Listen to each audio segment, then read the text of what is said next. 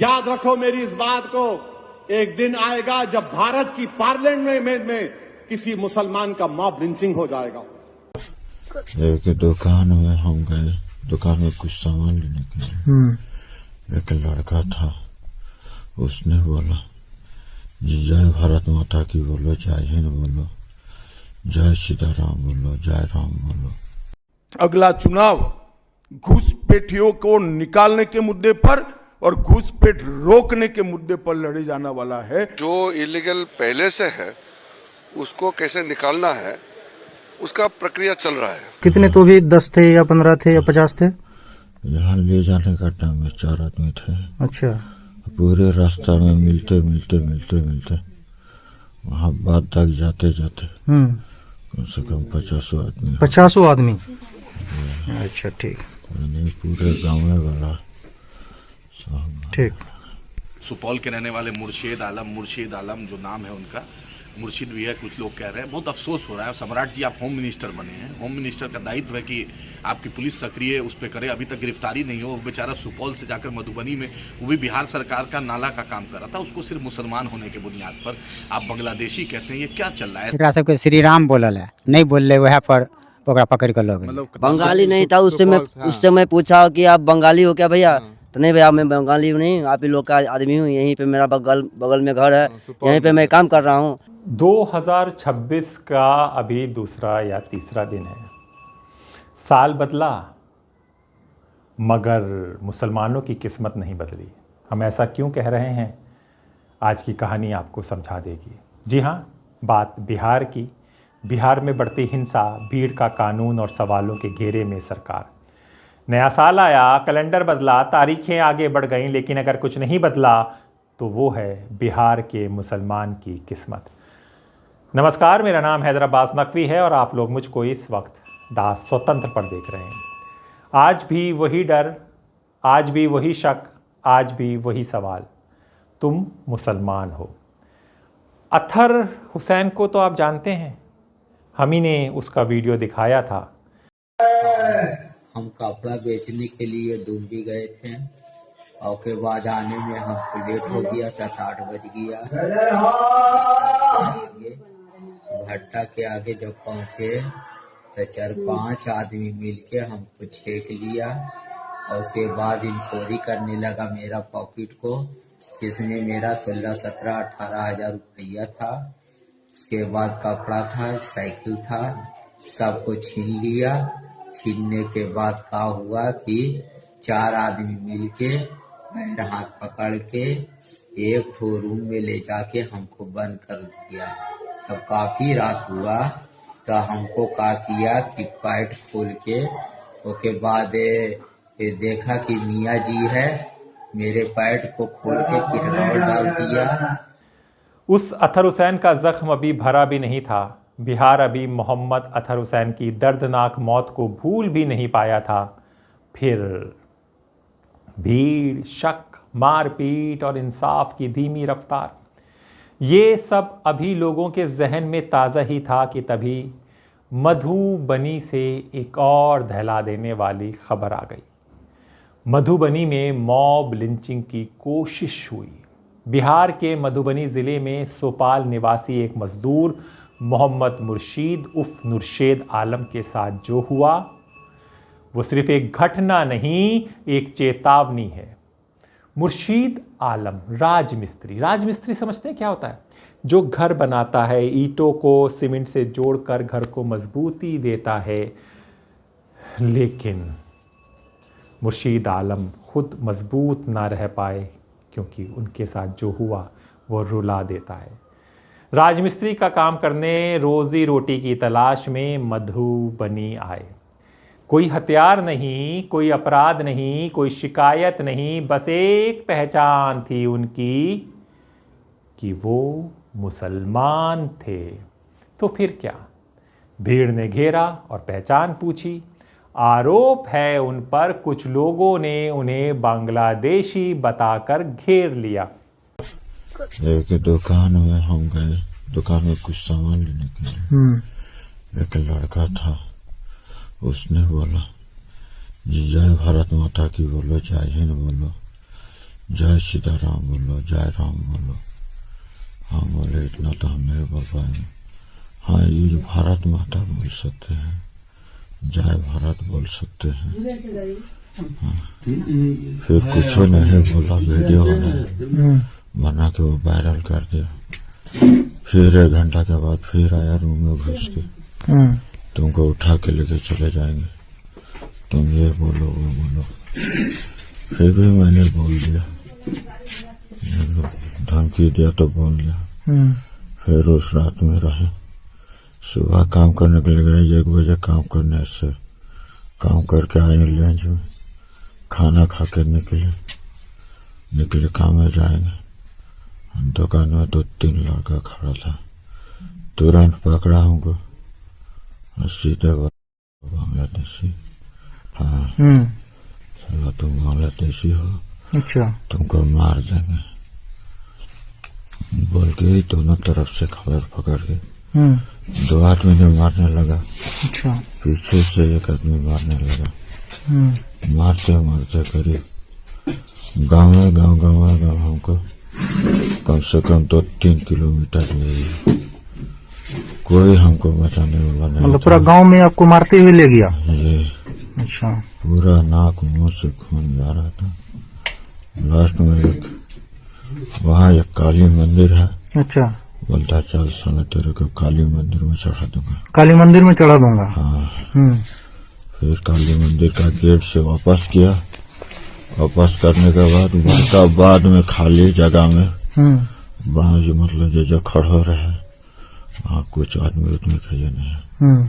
अब यहीं से आपको समझना ज़रूरी है, पिछले साल से SIR का मुद्दा बहुत चल रहा है और घुसपैठिए बताए जा रहे हैं कि बांग्लादेश से घुसपैठिए घुस रहे हैं, क्योंकि आप जानते हैं कि असम और बंगाल में चुनाव हैं और घुसपैठिए एक मुद्दा बनाया जा रहा है कि बांग्लादेश से मुसलमान घुसपैठिए बहुत ज़्यादा देश में आ गए हैं। अगला चुनाव घुसपैठियों को निकालने के मुद्दे पर और घुसपैठ रोकने के मुद्दे पर लड़े जाने वाला है, क्योंकि न केवल ये बंगाल का अब मामला रहा है।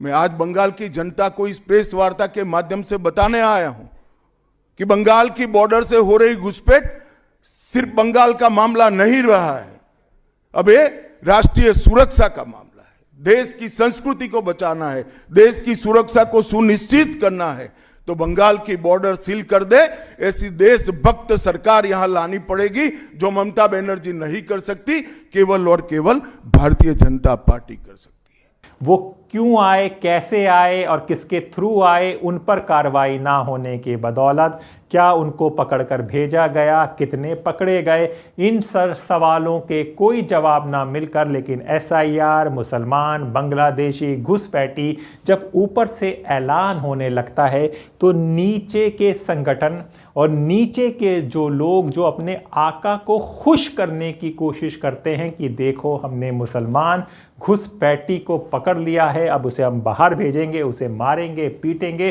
क्योंकि हमारे पास समर्थन है, हमारे ऊपर हाथ है, तो वो लोग एक्टिव हो जाते हैं। अभी बीजेपी आने के बाद इलीगल माइग्रेंट्स आना तो अभी रोकथाम हो गया।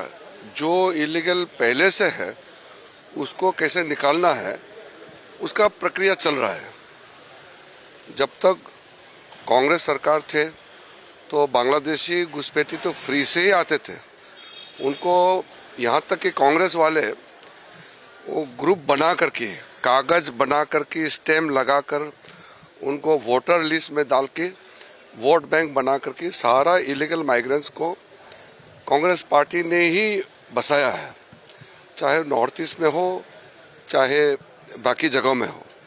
तो जितने भी इलीगल माइग्रेंट्स हैं उनका माई बाप तो कांग्रेस पार्टी है।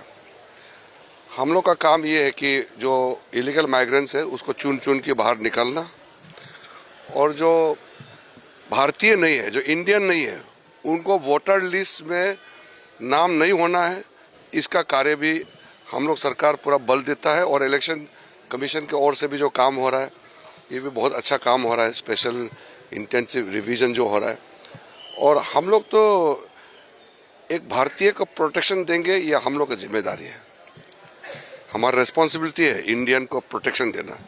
लेकिन एक विदेशी जो घुसपैठ है, जो अवैध घुसपैठी है, उनको निकालना ये हम सब का जिम्मेदारी होना चाहिए। हुजूर, घुसपैठिए पुलिस का काम है पकड़ कर निकालना, फौज का काम है कि कैसे घुसपैठिए घुस रहे हैं, सरकार का काम है, होम मिनिस्ट्री का काम है कि कहां से घुसे हैं और उनको भेजना। ये सब तो अभी चल रहा है या नहीं चल रहा है, किस रफ्तार में चल रहा है ये अभी पता नहीं है, लेकिन ऐसे जो सेवक होते हैं अपनी पार्टी के, अपने संगठन के, वो ये काम करने का ज़िम्मा उठा लेते हैं और यहीं से परेशान होता है एक राजमिस्त्री, एक कपड़े बेचने वाला और इस तरह के नकाबपोश, टोपी दाढ़ी वाले मुसलमान। ना कोई कागज़ मांगा गया उनसे, ना पुलिस को बुलाया गया, ना कानून की परवाह की गई, सीधे भीड़ का फैसला सुनाया गया। जानते हैं क्या? लात, घूसे, डंडे, गालियां और बेरहमी से पिटाई। मुर्शीद आलम गंभीर रूप से घायल हो गए। फिलहाल उनका इलाज चल रहा है। सवाल सिर्फ एक नहीं, कई। क्या बिहार में अब मजदूर होना जुर्म है? क्या मुसलमान होना शक की वजह बन गया है? क्या भीड़ अब पुलिस से ऊपर हो चुकी है? और सबसे बड़ा सवाल, क्या बिहार में भीड़ का कानून लागू हो चुका है? कितने तो भी 10 थे या 15 थे या 50 थे? यहाँ ले जाने का टाइम में 4 आदमी थे। अच्छा। पूरे रास्ता में मिलते वहाँ बात तक जाते कम से कम 50 आदमी। 50 आदमी? अच्छा, ठीक। यानी पूरे गाँव में वाला। ठीक। सम्राट चौधरी जो बीजेपी से ताल्लुक़ रखते हैं, गृह मंत्री बने और उनके बनने के बाद सवाल और बढ़ गए। बिहार में जब से सम्राट चौधरी गृह मंत्री बने हैं तब से अल्पसंख्यकों पर हमलों की घटनाएं लगातार सवालों में हैं। आलोचक पूछ रहे हैं, एक्सपर्ट पूछ रहे हैं, क्या पुलिस का इकबाल कमज़ोर हुआ है? क्या अपराधियों को राजनीतिक संरक्षण मिल रहा है? क्या नफ़रत फैलाने वालों को हौसले बढ़ाए जा रहे हैं? सरकार जवाब दे रही है। कानून व्यवस्था नियंत्रण में है, लेकिन ज़मीन पर तस्वीर कुछ और है। वहीं पर इस बार आपको पता है AIMIM ने काफ़ी अच्छा प्रदर्शन किया, तो उनका बयान इस मामले को लेकर आया। AIMIM के राष्ट्रीय प्रवक्ता एडवोकेट आदिल हसन ने तीखा बयान दिया और उन्हें कहा, किसी भारतीय नागरिक को बांग्लादेशी बताकर पीटना कानून व्यवस्था की विफलता ही नहीं बल्कि मानवता पर हमला है। उन्होंने दोषियों की तत्काल गिरफ्तारी और पीड़ित को न्याय व सुरक्षा देने की मांग की। जैसा कि आपने देखा कि फिर मॉब लिंचिंग की वाकया मधुबनी से आई है। सुपौल के रहने वाले मुर्शीद आलम जो नाम है उनका, मुर्शिद भी है, कुछ लोग कह रहे हैं। बहुत अफसोस हो रहा है। सम्राट जी, आप होम मिनिस्टर बने हैं। होम मिनिस्टर का दायित्व है कि आपकी पुलिस सक्रिय उस पर करे। अभी तक गिरफ्तारी नहीं हो। वो बेचारा सुपौल से जाकर मधुबनी में, वो भी बिहार सरकार का नाला का काम कर रहा था, उसको सिर्फ मुसलमान होने के बुनियाद पर आप बांग्लादेशी कहते हैं। ये क्या चल रहा है? SIR आपके सामने हुआ, एक भी बांग्लादेशी नीतीश कुमार की सरकार नहीं दिखा पाई, एक भी अमित शाह की होम मिनिस्ट्री नहीं दिखा पाई कि सीमांचल में एक भी बांग्लादेशी है। तो मुसलमानों को जो टारगेट किया जा रहा है, सम्राट जी आप होम मिनिस्टर बने, आपका दायित्व है। नीतीश जी, आपका छवि अलग है, आप बीजेपी से अलग हैं। आप ये नफरत की सौदागरी, नफरत की जो बाजीगरी चल रही है बिहार में, इसको MIM किसी तरीके से, और ना बिहार के लोग इसको बर्दाश्त करेंगे, ना मिथिलांचल के लोग बर्दाश्त करेंगे, ना मधुबनी के लोग बर्दाश्त करेंगे। ये नफरती चिंटू का इलाज कीजिए। हम आपसे यही गुजारिश करें, ये साल की शुरुआत है, हर दिन अफसोसनाक ये खबर आती है, प्रधानमंत्री नॉर्थ ईस्ट जाते हैं, वहाँ पे लंबा लंबा भाषण देते हैं, लेकिन चकमा का उसी उत्तराखंड में मॉब लिंचिंग होती है। आपने देखा अंकिता भंडारी में प्रधानमंत्री चुप है। आपने देखा फिर उड़ीसा में एक मॉब लिंचिंग हुई, उसमें फिर केरल में हुई। तो प्रधानमंत्री और भाजपा सिर्फ अपने हिसाब से बात नहीं करें, हमें इंसाफ चाहिए। मधुबनी के मामले में हम डिस्ट्रिक्ट मजिस्ट्रेट साहब से मुतालबा करते हैं, SP साहब से मुतालबा करते हैं, NSA लगाइए, कड़ी से कड़ी कार्रवाई कीजिए। और सम्राट जी, आप होम मिनिस्टर हैं, आप पर ज़्यादा दायित्व है कि बिहार की जो छवि धूमिल हो रही है, मिथिलांचल बहुत ही पावन धरती है, बहुत ही मोहब्बत वाली धरती है, वहाँ पर ऐसी वाकया हो रही है, ये अफसोसनाक है। उम्मीद है कि पुलिस प्रशासन इस पर कार्रवाई करेगी और जल्द से जल्द दोषियों पर कार्रवाई करके स्पीडी ट्रायल करके इंसाफ करेगी, और जिनके साथ ये घटना हुई उसको पूरा उचित मुआवजा दिया जाए, उसका पूरा हेल्थ केयर दिया जाए, उसका जो खर्चा है हेल्थ पर वो दिया जाए, और आगे चेतावनी दिया जाए कि ऐसी कोई घटना नहीं हो। मैं बिहार के DGP साहब, होम सेक्रेटरी साहब से भी गुजारिश करते हैं इसमें एक हाई लेवल मीटिंग कीजिए, सभी एसपी सभी डीएम से बात करके, सभी एसएचओ डीएसपी से बात करके ये मामले को तीव्रता से कार्रवाई कीजिए ताकि ये दोबारा ये घटना नहीं हो सके। प्रशासन की भूमिका पर सवाल। घटना के बाद इलाके में तनाव, लेकिन सवाल ये है, क्या एफआईआर समय पर दर्ज हुई? क्या भीड़ की पहचान हो पाई? क्या सख्त धाराएं लगीं? या इन लोगों के घर पर बिल्डोज़र चलेगा जिस तरह से यूपी में चलता है? जवाब आप लोग जानते हैं कि ऐसा कुछ नहीं होगा। हम लोग तो घर पर थे, हम लोग को मालूम भी नहीं हुआ। सुने एगो लड़का से पूछे कि कैसे झगड़ा के जड़ की है रे, तो बोलू एगो लड़का के कहल के एकरा सबके श्री राम बोलल है, नहीं बोलले, वह पर ओकरा पकड़ कर लोग यहीं पे था, मतलब यहीं पे सब आदमी सब काम कर रहा था, जो बंगाली भाई सब था यहीं पे काम कर रहा था। बंगाली भी नहीं था, बंगाली नहीं था। उससे मैं पूछा कि आप बंगाली हो क्या भैया? तो नहीं भैया मैं बंगाली हूँ नहीं, आप ही लोग का आदमी हूँ, यहीं पे मेरा बगल में घर है, यहीं पे मैं काम कर रहा हूँ। ले मजदूर है यहाँ पे बगल में जो काम कर रहा है ना, वो तो उधर चगदा का 2-3 गो लड़का जो है ना, पंजाब में कमाता है, दिल्ली बम्बई में कमाता है, कहाँ नहीं कमाता है? वहाँ का लोग यहाँ कमाता है, जिसको जहाँ पेट भरता है कमाता है। खाया रहता तो बुझबे करते हैं कि आया अपना रोज देने लगा। 2-3-4 आदमी लड़का आया, हम तो देखे नहीं, 2-3-4 आदमी लड़का जो आया तो उसको धमकाया पमकाया, रे साला तू कहाँ घर है रे, तू पाकिस्तान से बात करता रे, हिंदुस्तान से रे, ये है वो है, बोलो सही श्री राम।